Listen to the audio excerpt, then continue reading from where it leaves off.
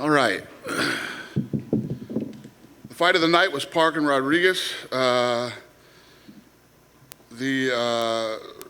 performance of the nights went to Caceres and Vettori. They all won $50,000. Obviously one of the weirder fight weeks that we've ever had in recent memory. Can you give us any insight as to what was happening behind the scenes all week? Yeah, I mean, we were trying to keep this fight alive and make sure that it happened, and we couldn't have done it without a guy like Vettori. Vettori acted like an absolute professional, stud, you know, a guy that's incredible to work with this week. That's why this fight happened.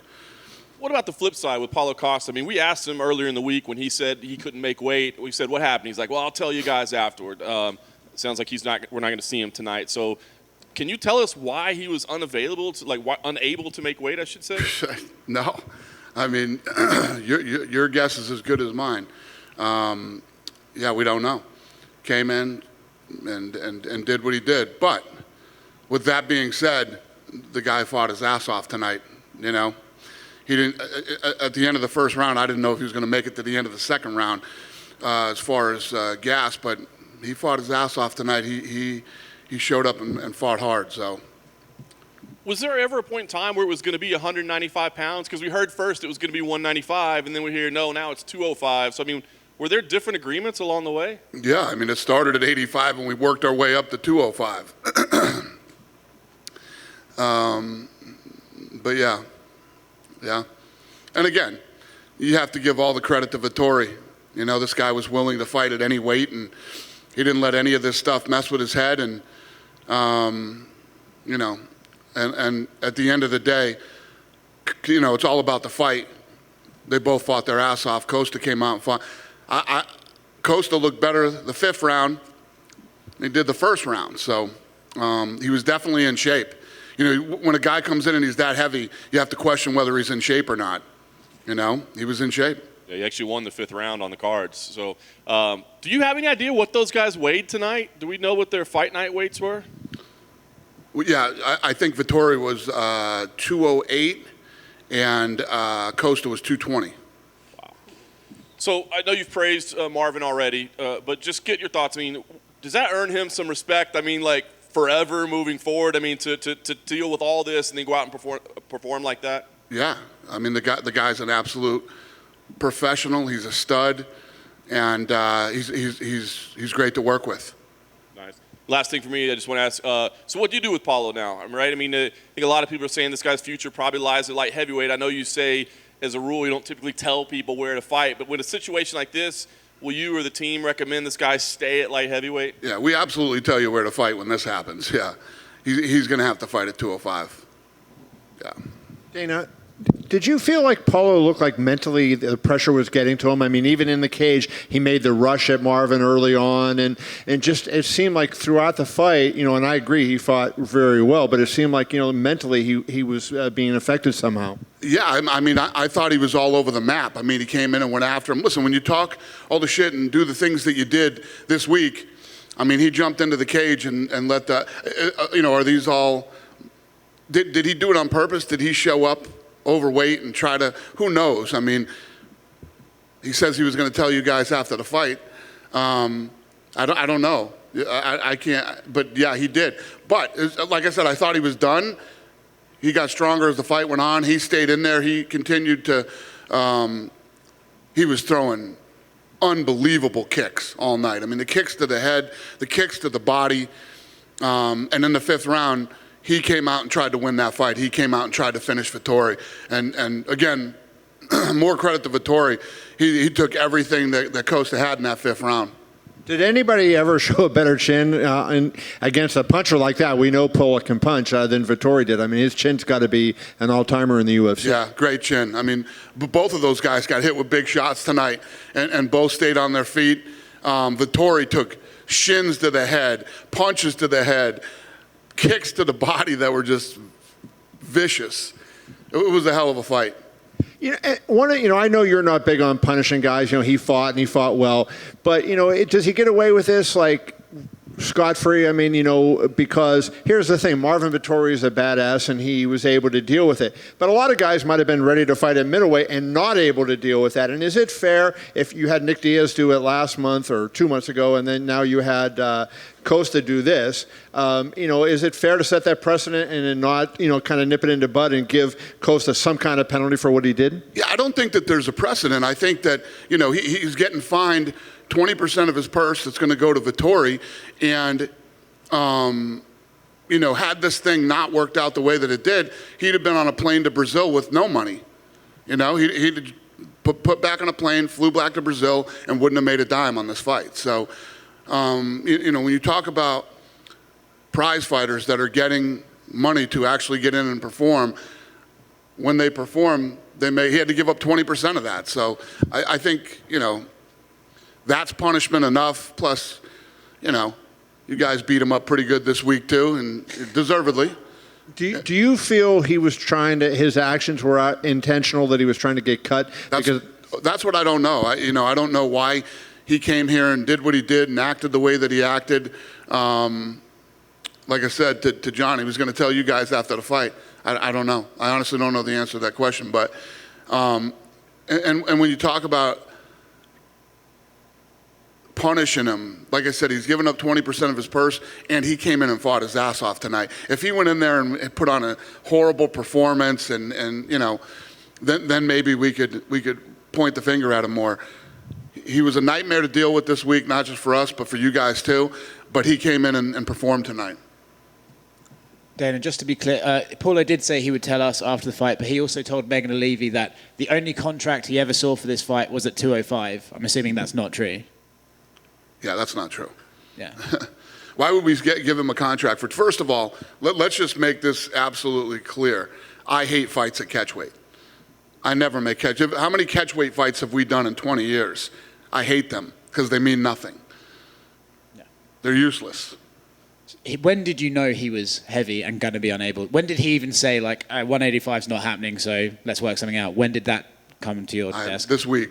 I don't remember the exact day, but happened. When it happened, you guys knew it happened. I mean, as soon as all this stuff started going on, I think you guys were in the loop pretty quick. So whenever you guys started reporting it, seems like it was a month ago. Was there a lot of back and forth? Was there a lot of dealing and going back and forth? Was he difficult to deal with, or could you guys agree to a catch weight fairly quickly? No, of course. I mean, when a guy comes in that's supposed to fight at 185 pounds and tells us he's not going to make weight,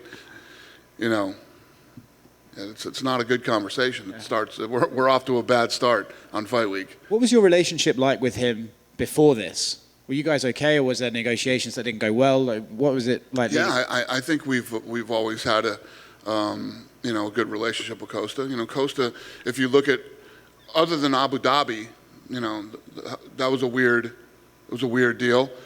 But before that, before Abu Dhabi, that guy was a killer. That guy would show up and put on performances like tonight. Cool. Thanks. Hey, Dana, quick question for you. Obviously, a win's a win, but the way that Marvin Vettori got the victory fighting at 205 pounds, does his stock go up any extra in your eyes, and what could that look like? Well, Vettori? Vettori. Yeah, listen, Vettori fought at 205 against another guy who's 185 pounds too. They put on a good fight tonight. Vettori's stock has always been high. Vettori's an absolute stud. The guy's a pleasure to work with, and he always comes in to fight. Well, assuming that Whitaker fights Adesanya, and we know that Brunson is going to be fighting Cannonier, is the winner of Brunson-Cannonier going to be the front runner to face for that winner for the middleweight championship? Yeah, that makes sense. We saw Alex Caceres got transported. Is there any update on him? I think it was probably more precautionary. He took the knee to the face. Yeah. I don't know if you guys had heard anything about him. Yeah, Caceres going to the hospital to check out his head and face. Yeah. Okay, so probably more just precautionary. I guess the only question I have relating to the Paulo Costa thing, and I guess it was a lot easier having Marvin willing to jump on board and do this. But at any point in this week, did you guys ever consider the fact, or of just scratching the fight? Granted, I'm glad the fight was on the card because it's a wonderful fight, and for me, made the card. But did it ever get close to the point like you guys thought you would have to scratch that fight? Well, I don't know if we would scratch it. We were trying to keep Vettori in the fight. You know, Vettori was here, did all the right things. He was willing, ready, and able to fight, so we tried to keep that fight. But yeah, I mean, there were a couple of moments where we thought this fight wouldn't happen. Now, do you guys go forward? I mean, like everybody seems to be worried about precedent or whether it starts a precedent. Is this something that you start talking with fighters about, like, guys, this happened, but this is the kind of stuff that can't keep happening?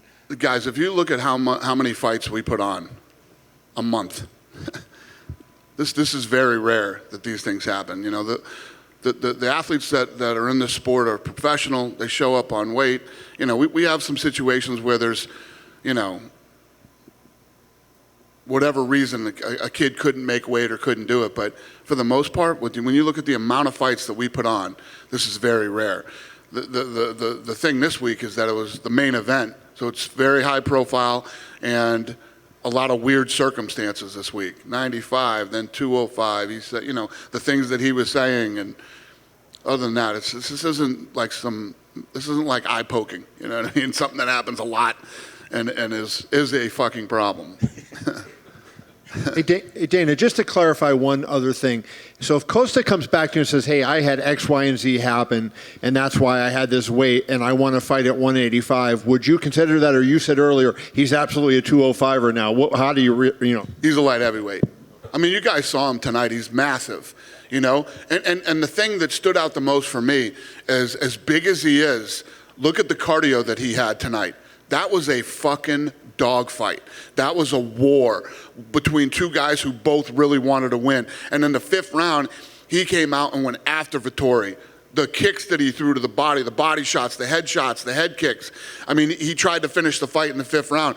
He was in shape. It's not like the guy showed up in shape. The guy has lost his mind and, you know, wasn't training for this fight and just showed up and was overweight. He obviously trained. I don't know. He can't make 85. I mean, it just goes to show you that he cannot make 185 pounds. I think he landed at 218 when he got here. He just said to Megan O'Leary, 185 is his division. Yeah. This is going to be fun. I promise you it's not. Dana, I don't mean to belabor it, but when the fight was made at catch weight, was the 20% of his purse already made before then? And did he ask for more than 20% to go up to 2? Vettori? Yeah. No. Vettori was down for whatever the deal was. Whatever the deal was, he's like, I'll fight this guy at any weight. We can fight at heavyweight. Yeah, because it seemed like during the whole process, it seemed like there was really not that much of a question if Vettori was going to fight him. Vettori had this thing in his head that Paulo Costa did not want to fight him, and he would do anything in his power to make sure that fight didn't happen. That's how Vettori was looking at it. And Vettori, going into this, he was a big, he was the favorite at minus 180. Yeah. What do you think of those odds? I think in the beginning, Costa was the favorite, and Vettori was the underdog. Then as all this stuff played out this week, it flipped. Huh? No, that's not true. No? Vettori was minus 125 on Monday. It was minus, okay. Okay. I'm wrong then. So then he went up to minus 185 tonight, so Yeah. it ballooned up. On Monday it was 185. Boom, Ioli. No, bet MGM anyways, not DraftKings. I had heard that he was the underdog at first, and then it flipped, and he was the favorite. So I don't know if that's right or wrong, if Kevin's right or whatever. Well, definitely on Monday Vettori was favored. Got it. Would you have thought going into this that he was that big of a favorite, minus 180? Was I what? Did you think going into this fight that Vettori had that much of an edge to be a minus 180? No, I think that, at that number, you got to take Costa. I mean, Costa's just got such heavy hands, and he's so explosive, and he's so dangerous. And other than the